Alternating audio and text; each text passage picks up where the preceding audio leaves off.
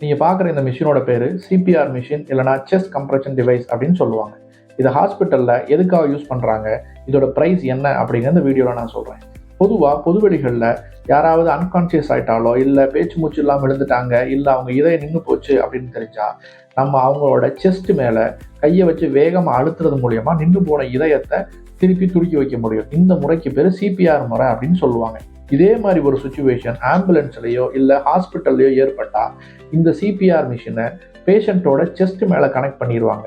இந்த மிஷின் நம்ம மேனுவலாக அழுத்தும் போது என்ன போர்ஸ் என்ன முறையில் நம்ம அழுத்துறோமோ அதே மாதிரி முறையில் இந்த மிஷினு அந்த பேஷண்ட்டோட செஸ்ட்டில் வேகமாக அழுத்த ஆரம்பிச்சிடும். ஒரு நிமிஷத்துக்கு 100லேருந்து 120 முறை வேகமாக அழுத்தும். இதனால் பேஷண்ட்டு பிழைக்கிறதுக்கு நிறைய வாய்ப்புகள் இருக்குது.